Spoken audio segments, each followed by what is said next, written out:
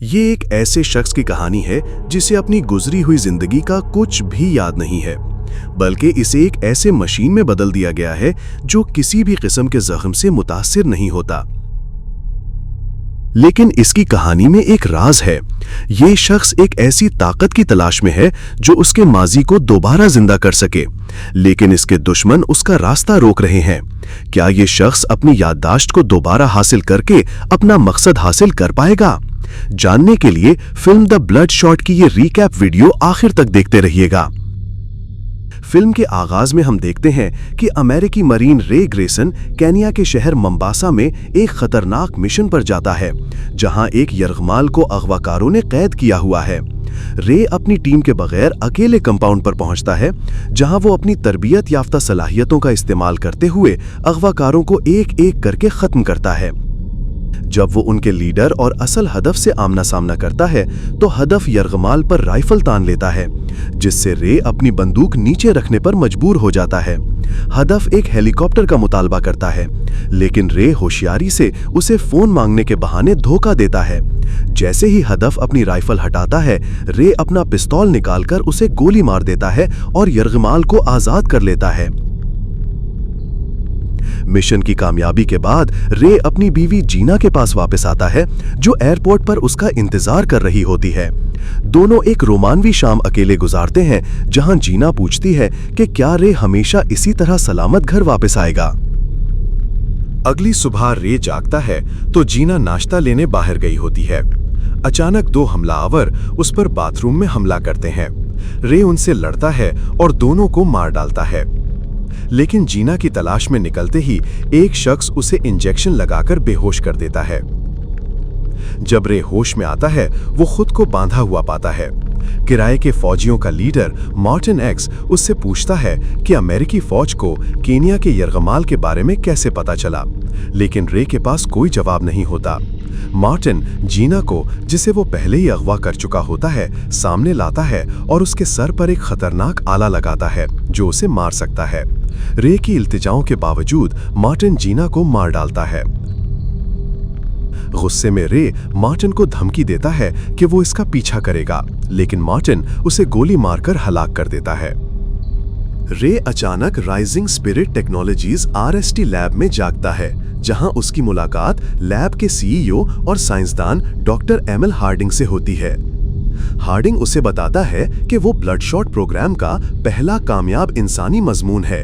रे को अपना नाम तक याद नहीं, और हार्डिंग बताता है कि उसका जिस्म फौज ने गुमनाम तौर पर अतिया किया था, जब उसकी मौत के बाद कोई रिश्तेदार उसे लेने ना आया।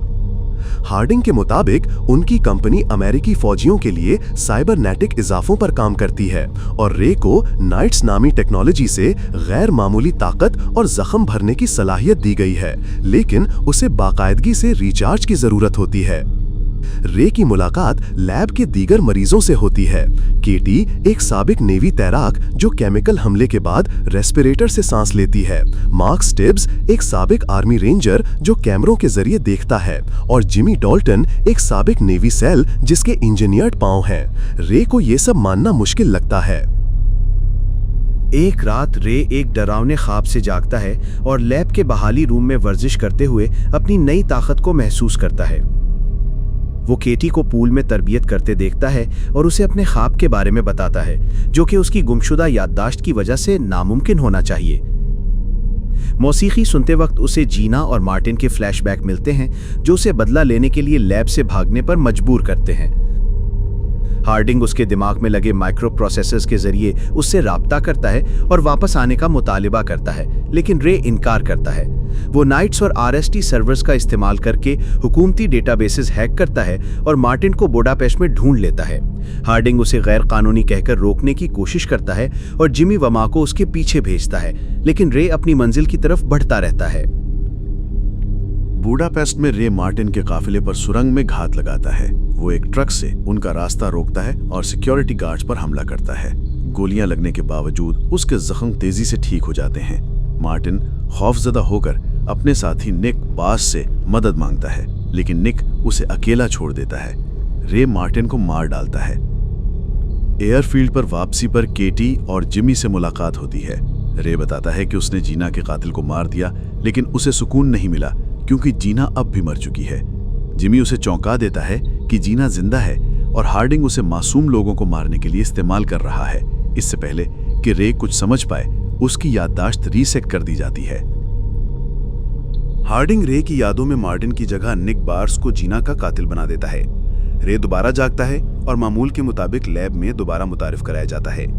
निक के फ्लैशबैक देखकर वो उसके पीछे जाता है। एरिक RST का IT कारकुन निक के ठिकाने को स्कैन करता है और उसे एक किला जैसा महफूज बताता है। रे ईस्ट ससेक्स में निक की सिक्योरिटी डिटेल से लड़ता है।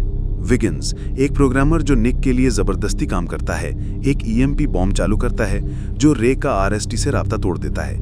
विगिन्स रे को जगाता है और बताता है कि हार्डिंग उसकी यादों से खेलकर उसे साबिक साथियों को मारने के लिए इस्तेमाल कर रहा है। रे जीना को ढूंढने का फैसला करता है। विगिन्स उसे एक फोन देता है ताकि वो RST के नाइट्स के बगैर जीना को ट्रैक कर सके।